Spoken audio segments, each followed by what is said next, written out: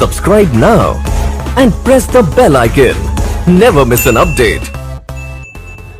Sitapur chemistry classes में आप सभी का स्वागत है और आज हम आपसे बात करने वाले हैं दीर्घाकार आवर्त सारणी के बारे में।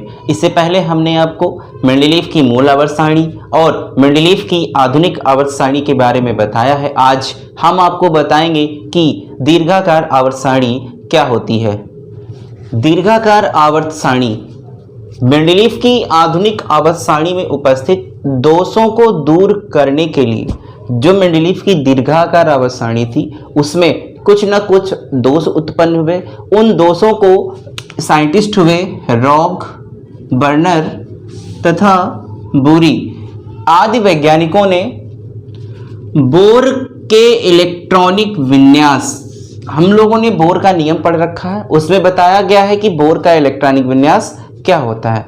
बोर के इलेक्ट्रॉनिक विन्यास को आधार मानकर एक आवर्त सारणी बनाई जिसे दीर्घाकार आवर्त सारणी कहते हैं। क्या हुआ था, जो मेंडलीव की मूल आवर्त सारणी थी और मेंडलीव की आधुनिक आवर्त सारणी थी, दोनों में कुछ न कुछ दोष उत्पन्न हुए थे।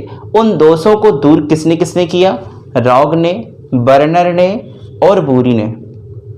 इन तीनों साइंटिस्ट ने मिलकर मेंडलीव की आधुनिक आवर्त सारणी और मूल आवर्त सारणी के दोषों को दूर किया।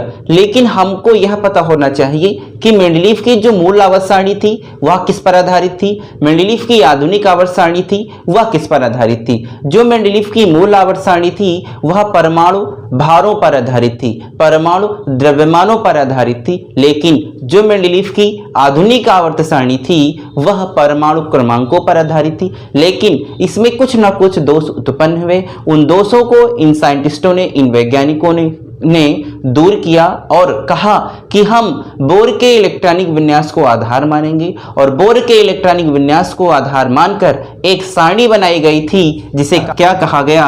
दीर्घाकार आवर्त सारणी कहा गया। जब इसे हमने दीर्घाकार आवर्त सारणी कहा, साथ ही साथ इसे बोर की आवर्त सारणी भी कहा गया। बोर की आवर्त सारणी इसलिए कहा गया क्योंकि रॉग ने, बर्नर ने और बोरी ने बोर के इलेक्ट्रॉनिक विन्यास को आधार माना। जब इन्होंने बोर के इलेक्ट्रॉनिक विन्यास को आधार माना तो फिर इन्होंने कहा कि हम इसे बोर की आवर्त सारणी के नाम से भी जान सकते हैं। जब इन साइंटिस्टों ने इसे दीर्घाकार आवर्त सारणी नाम दिया, बोर की आवर्त सारणी का नाम दिया, तो एक नियम भी बनाया। वह नियम क्या है? तत्वों के भौतिक तथा रासायनिक गुण। इतना हमने आपको मेंडलीव की मूल आवर्त सारणी और मेंडलीव की दीर्घाकार आवर्त सारणी में बता रखा है। क्या कहा था? तत्वों के भौतिक तथा रासायनिक गुण उनके इलेक्ट्रॉनिक विन्यास के आवर्ती फलन होते हैं। हमने आपको मेंडलीव की मूल आवर्त सारणी, मेंडलीव की आधुनिक आवर्त सारणी में इतना सब कुछ बताया था कि तत्वों के भौतिक तथा रासायनिक गुण उनके सिर्फ चेंज कितना हुआ है, यहाँ पर जहां पर इलेक्ट्रॉनिक विन्यास लिखा हुआ है वहां पर मेंडलीव की मूल आवर्त सारणी में क्या लिखा था? परमाणु भार लिखा था। आधुनिक आवर्त सारणी में यहाँ पर क्या लिखा था? परमाणु क्रमांक लिखा था। लेकिन दीर्घाकार आवर्त सारणी में क्या कहा गया? इलेक्ट्रॉनिक विन्यास के आवर्ती फलन होते हैं। आपको तीन बातें याद करने योग्य बातें यह है कि मेंडलीव की जो मूल आवर्त सारणी थी उसमें परमाणु भार था, मेंडलीव की आधुनिक आवर्त सारणी थी उसमें परमाणु क्रमांक था। लेकिन जो मेंडलीव की दीर्घाकार आवर्त सारणी आई उसमें इन साइंटिस्टों ने क्या आधार माना? इलेक्ट्रॉनिक विन्यास को आधार माना। अब हम आपको बताएंगे इसके गुण कौन कौन से हैं। दीर्घाकार आवर्त सारणी के सामान्य लक्षण में पहला पॉइंट है कि इस सारणी में 7 क्षैतिज पंक्तियां थीं जिसे आवर्त कहते हैं। क्या कहा गया? जो 7 क्षैतिज पंक्तियां बनाई गई हम सभी ने उसको क्या कहा? आवर्त कहा। दूसरा पॉइंट यह है कि इस सारणी में 18 ऊर्ध्वाधर पंक्तियां हैं जिन्हें हमने वर्ग कहा, समूह कहा या परिवार या फैमिली कहा। जैसे हम मान लें कि जो दीर्घाकार आवर्त सारणी बनाई गई थी, जो दीर्घाकार आवर्त सारणी बनाई गई थी वह दीर्घाकार आवर्त सारणी कुछ इस तरह से बनाई गई थी। तो हमने पहला पॉइंट यह लिखा कि इस आवर्त सारणी में 7 क्षैतिज पंक्तियां हैं जिसे हमने क्या कहा? आवर्त कहा। तो 7 क्षैतिज पंक्तियां वो आपकी इस टाइप से थी, 1 2 3 4 5 6 7, इनको हमने क्या कहा? आवर्त कहा। एक से लेकर के 7 तक जो यह लाइन बनाई गई, इनको हमने क्या कहा? आवर्त कहा। और यह 7 36 पंक्तियां थी। फिर ऊर्ध्वाधर की बात आई तो ऊर्ध्वाधर कॉलम इस टाइप से बनाए गए। तो पहला, दूसरा, तीसरा, चौथा, 5 6 7 8 9 10 11 12 13 14 15 16 17 और 18, इस तरह से 18 ऊर्ध्वाधर पंक्तियां बनाई गई, जिसे हमने क्या कहा? वर्ग कहा, समूह कहा, या परिवार, या फिर फैमिली कहा। अगला पॉइंट यह है कि जो 18 ऊर्ध्वाधर पंक्तियां, हमने आपको भी बताया था कि ऊर्ध्वाधर पंक्तियां किस टाइप से बनाई गई थी। जो 18 ऊर्ध्वाधर पंक्तियां हैं उनको क्या किया गया? ए व बी उप समूहों में परिवर्तित कर दिया गया। जो 18 ऊर्ध्वाधर पंक्तियां थी उनको क्या किया गया? ए व बी उप समूहों में परिवर्तित कर दिया गया। अगला पॉइंट है, इस सारणी में वर्ग 8, एक वर्ग 8 आया है, जैसे हमने आपको इस टेबल में दिखा रखा है कि वर्ग 8 कौन सा है। वर्ग 8 में क्या किया गया है? जो वर्ग 8 के अंतर्गत 3 समूह आपको दिख रहे होंगे, उन 3 समूहों को सीधे कह दिया गया कि यह वर्ग 8 के अंतर्गत ही आएंगे। इसलिए रखा गया क्योंकि इनके क्या थे? जो भौतिक गुण थे, जो रासायनिक गुण थे, वह एक दूसरे से समानताएं प्रदर्शित कर रहे थे, इसलिए वर्ग 8 के समूहों को एक ही में रख दिया गया। क्या कहा गया? इस सारणी में 8 वर्ग को 3 स्तंभों तथा शून्य वर्ग को विभाजित नहीं किया गया। शून्य वर्ग का मतलब है जो वर्ग आपका 18 है उसको विभाजित नहीं किया गया, वर्ग 8 के 3 स्तंभों को विभाजित नहीं किया गया, बाकी सबको उपसमूह ए व बी में विभाजित कर दिया गया। अगला पॉइंट यह है कि सभी 18 वर्गों को 4 ब्लॉक एसपीडीएफ में विभाजित कर दिया गया। जो आपकी यहाँ टेबल बनाई गई इस टाइप से, इस टाइप की इस टेबल में इसको कहा गया एस ब्लॉक, इसको कहा गया पी ब्लॉक, इसको कहा गया डी ब्लॉक, और एक नीचे टेबल बनाई गई जिसे हमने कहा एफ ब्लॉक है।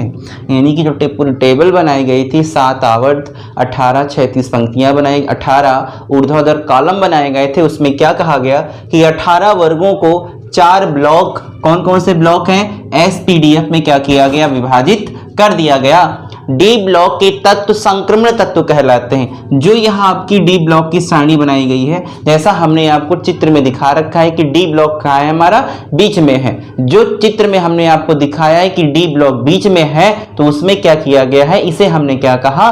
संक्रमण तत्व कहा। डी ब्लॉक को हमने क्या कहा? संक्रमण तत्व कहा। जैसा हमने आपको दिखा रहा है कि नीचे टेबल में क्या बना है?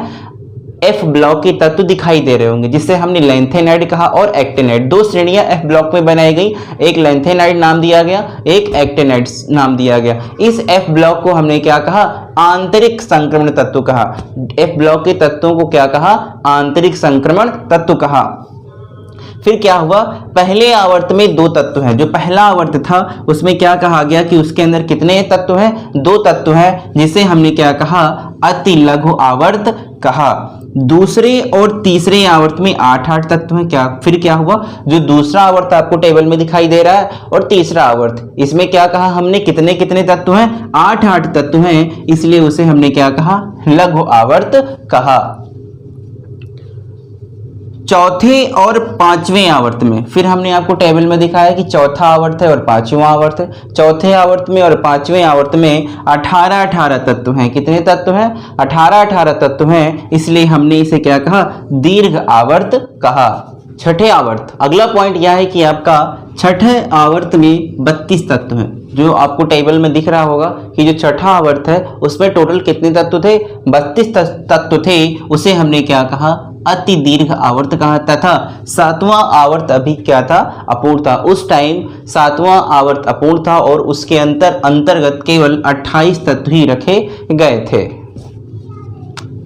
हेडिंग है दीर्घाकार आवर्त सारणी की उपयोगिता। अभी तक हमने आपको गुण बताया कि दीर्घाकार आवर्त सारणी के गुण कौन कौन से थे। अब हम आपको बताएंगे कि उसकी उपयोगिता कौन कौन सी बाहर निकल के आई। पहला पॉइंट है आपका कि इस सारणी में धातु व अधातु का स्पष्ट विभाजन हो गया। जो टेबल बनाई गई, जैसा मैंने आपको बोर्ड पर यह टेबल दिखा रखी, इसमें क्या किया गया, धातु और अधातु का स्पष्ट रूप से विभाजन कर दिया गया, जिससे हमको यह अध्ययन में सुविधा प्राप्त हुई कि कौन कौन से धातु थे और कौन कौन से अधातु थे। दूसरा पॉइंट यह है आपका कि इस सारणी में सभी तत्वों के भौतिक व रासायनिक गुणों का अध्ययन अधिक सरल हो गया। जो टेबल बनाई गई थी उसमें भौतिक गुण और रासायनिक गुणों का अध्ययन क्या हो गया, सरल हो गया। अगला पॉइंट यह है, इस सारणी में आवर्तों तथा वर्गों के गुणों में क्रमिक परिवर्तन पाया गया। जो मूल आवर्त सारणी थी मेंडलीव की और मेंडलीव की जो आधुनिक आवर्त सारणी थी उसमें कोई क्रमिक परिवर्तन नहीं पाया गया था। उसमें केवल ऐसे ही एक खाका तैयार, ऐसे ही एक सिस्टम तैयार किया गया था। जो समान गुण वाले तत्व थे उनको उसी प्रकार से रख दिया गया था। लेकिन जो यह टेबल बनाई गई, इस टेबल में आवर्त सारणी बनाई गई, उसमें आवर्त रखे गए और एक क्रमिक ढंग से वर्गों को भी रखा गया। अगला पॉइंट है, समान गुण वाले तत्वों को एक समूह में रखा गया। अगला पॉइंट यह है आपका, समान गुण वाले तत्वों को एक समूह में रखा गया। जो तत्व समान थे उनको एक समूह में, एक परिवार में रख दिया गया। अगला पॉइंट यह निकला, इस सारणी में तत्वों को इलेक्ट्रॉनिक विन्यास के आधार पर 4 ब्लॉकों में क्या किया गया, विभाजित कर दिया गया। आवर्त सारणी के दोष, जैसे मेंडलीव की मूल आवर्त सारणी में दोष निकले, मेंडलीव की आधुनिक आवर्त सारणी के अंतर्गत दोष निकले, सेम उसी प्रकार से